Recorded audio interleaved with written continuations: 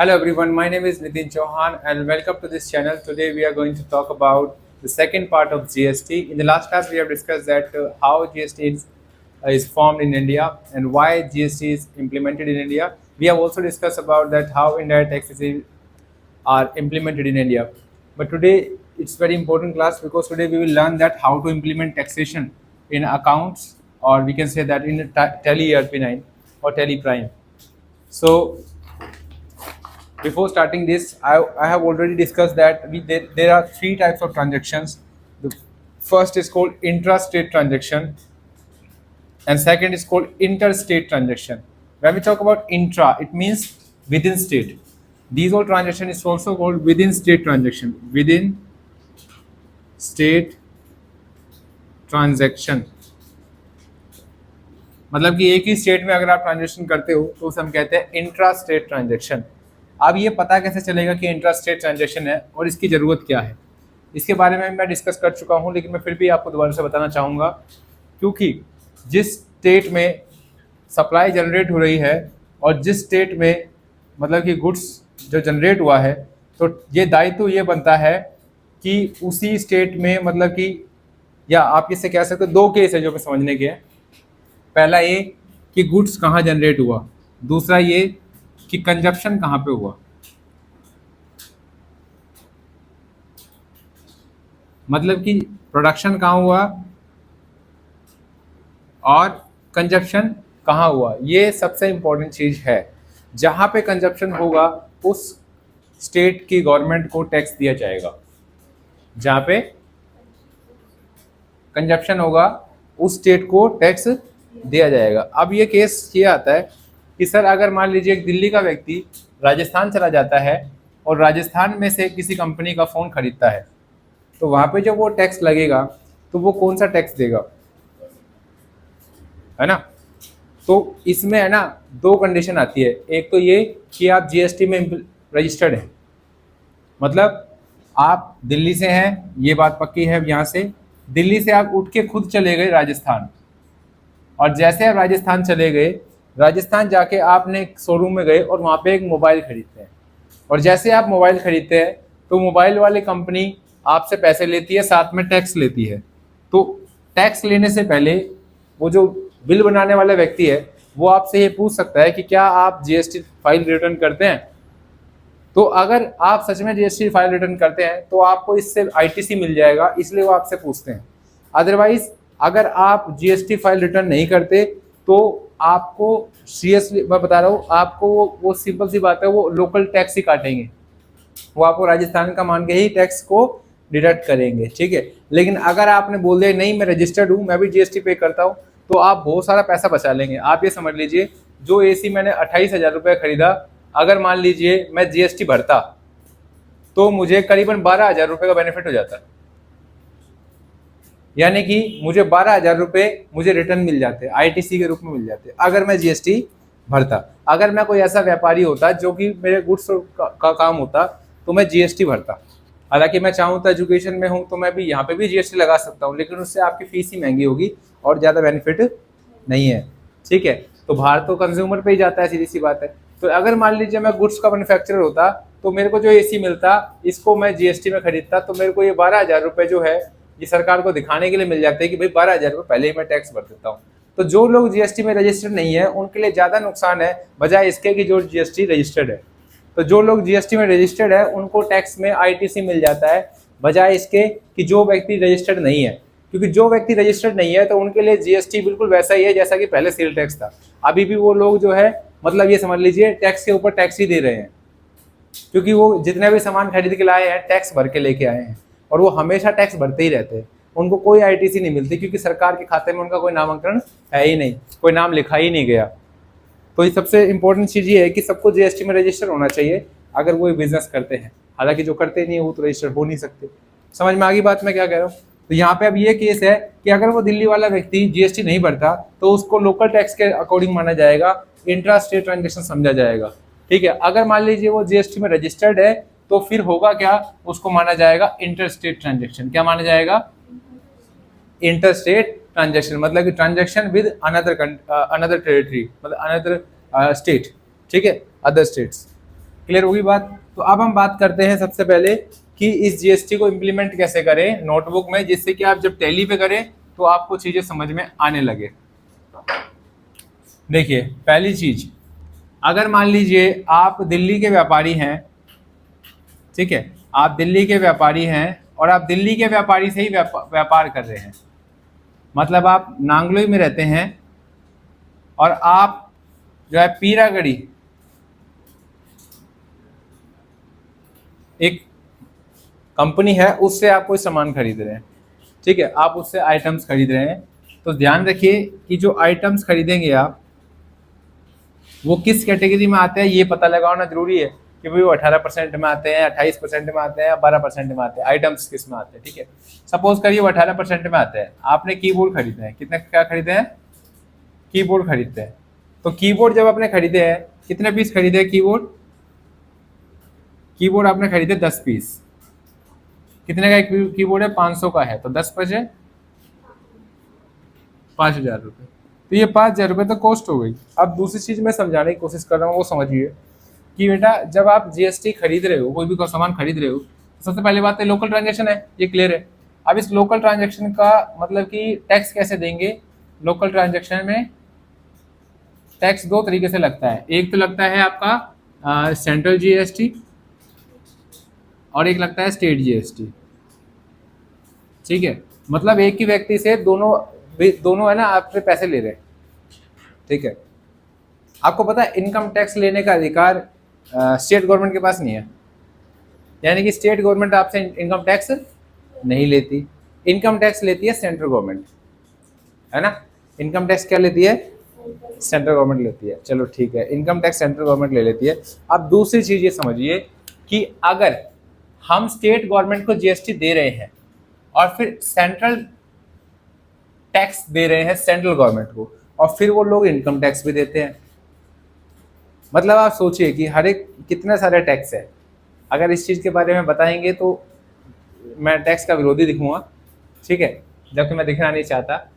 तो अब यहाँ पे हम बात करें गुड्स के बारे में, तो यहाँ पे 50-50% का इन्होंने एग्रीमेंट कर रखा है कि भाई कोई भी अमाउंट हो टैक्स का उस पर 50-50 बटेगा, सरकार के पास, सेंट्रल के पास और स्टेट के पास, ठीक है। अब यहाँ पे 5,000 रुपये बनते हैं, तो 5,000 रुपये में अगर मान लीजिए खरीद रहे हो तो उसे क्या कहेंगे, इनपुट टैक्स, क्या कहेंगे, तो इनपुट होगा CGST, इनपुट CGST 9%, ठीक है, और एक होगा इनपुट SGST 9%, ठीक है। तो अब ये 5,000 का 1% कितना होता है, 50 रुपये, 50 रुपये 1% है, और 8% 9% कितना हो गया, 9 बचे 45, 450, तो ये हो गया 450 CGST और 450 SGST। टोटल बिल कितने का बनेगा आपका, ये बनेगा 5,900 का, क्लियर हो गया। अब यही कीबोर्ड सपोज करिए, मैं इसको मिटा देता हूं, अब यही कीबोर्ड आप क्या कर रहे हो, बेच रहे हो, क्योंकि आप ट्रांजैक्शन इसलिए तो कर रहे हो ताकि बेच सको खरीद के। तो यही कीबोर्ड आप सेल कर देते हो, ठीक है, और item name that is keyboard, ठीक है, कितनी क्वांटिटी है, 10 पीस है, कितने का बेच रहे हैं, 600 का बेच रहे हैं, तो 6,000 रुपये हो गए सेलिंग प्राइस, सेलिंग मतलब कि जो अमाउंट आ गया 6,000। अब जब आप बेचते हो तो इनपुट टैक्स नहीं होता, क्या होता है वो, आउटपुट। तो अभी तक हमने देखा कि जब हम परचेज करते हैं तो उसमें इनपुट CGST और इनपुट SGST का यूज होता है, लेकिन जब हम सेल करते हैं तो उसमें सपोज करिए आपने जो 500 रुपये की चीज खरीदी थी उसमें आप वैल्यू ऐड करके उसे 600 में बेचेंगे, तो आप जायज रूप तो यही बनता है ना कि आप 100 रुपये पर टैक्स दें, तो वो कैसे निकलेगा ये जानते हैं। अब यहाँ पे 600 रुपये के हिसाब से 10 पीस बेचे तो 6,000 रुपये हो गए, और आउटपुट CGST 9%, 1% हो जाएगा इसका 600 का 60, और 9% हो जाएगा इसमें 540, ठीक है। तो 540 रुपये और 540 रुपये टोटल हो गए 7,080, यानी कि 7,080 रुपये का बिल बन गया। अब मान लीजिए इसी तरीके से आप ट्रांजेक्शन करते जाते हैं और आप अब गवर्नमेंट को टैक्स पे करने की बारी आई, तो जैसे ही आपके गवर्नमेंट को टैक्स पे करने की बारी आती है तो आप गवर्नमेंट को कैसे टैक्स पे करेंगे इसके बारे में सीखते हैं अभी।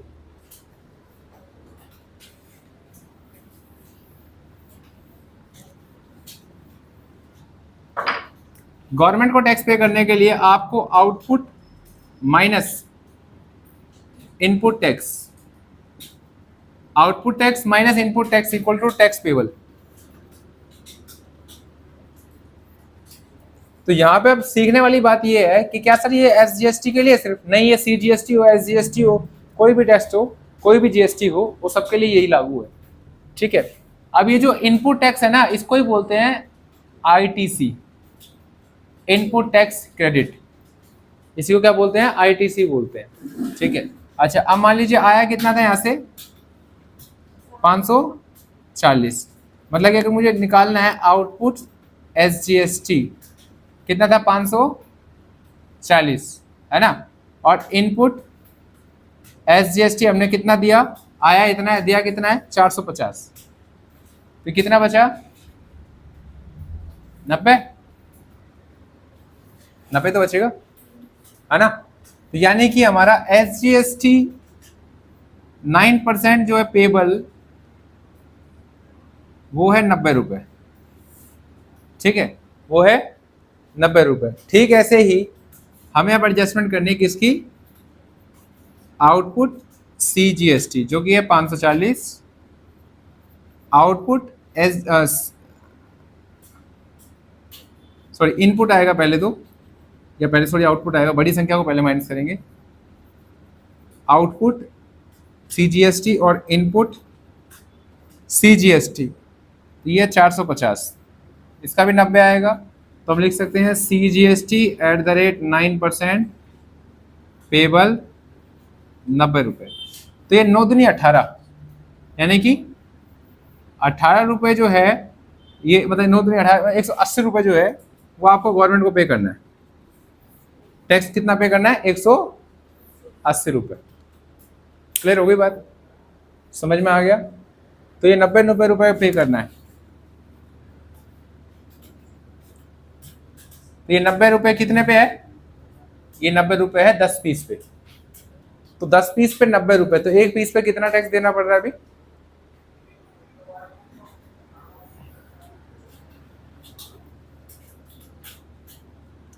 करीबन 8-9 रुपये पड़ेगा इसमें है। ठीक है, तो इस तरीके से कैलकुलेट करना है। आई होप आपको समझ में आ गया होगा। उसके बाद हम, ये आ गया समझ में? नहीं आया? आ गया ना। अब सपोज करिए आपका ट्रांजैक्शन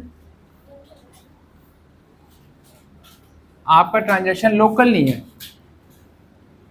अब आप कीबोर्ड खरीद रहे हैं बाहर से और बाहर ही बेचेंगे आप। ठीक है, तो अब आप कीबोर्ड खरीद रहे हैं बाहर से, 50 पीस है, 300 का एक है, कितने हो गए?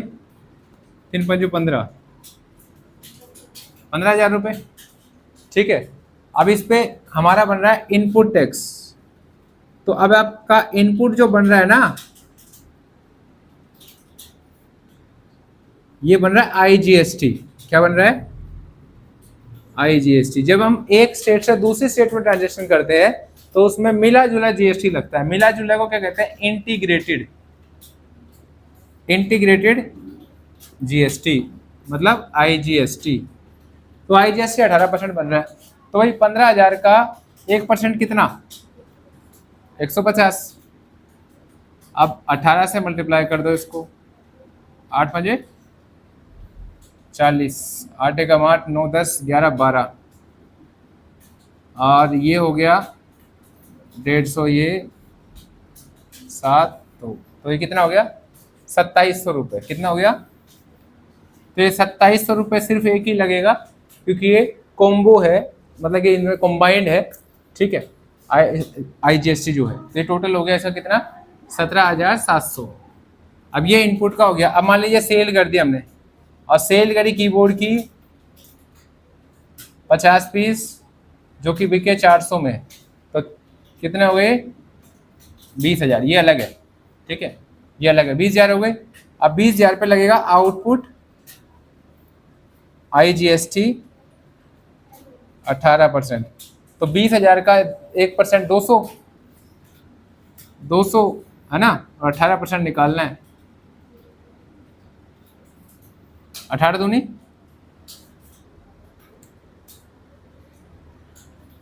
18 मल्टीप्लाई 2 और दूनी 16, हाँ 2600, 36, गणित भूल जाते हैं, 3600। तो यहाँ पे अब 3600 है और एक है 2700। तो जब आप आउटपुट माइनस इनपुट करोगे, आउटपुट माइनस इनपुट करोगे तो 3600 माइनस 2700, 3 और 6 900, 900 रुपए का आपको गवर्नमेंट को टैक्स देना होगा। ठीक है, तो ये आपने पेपर पे करके सीखा। अगली क्लास में हम सीखेंगे कि कैसे आप टैली ERP9 पे करेंगे। अभी आपको नोटबुक में ही करना है। ठीक है, तो आज के लिए इतना ही। We will see you in the next video. Till then bye bye, good day, Jai Hind, Vande Mataram, जय भारत, भारत माता की जय।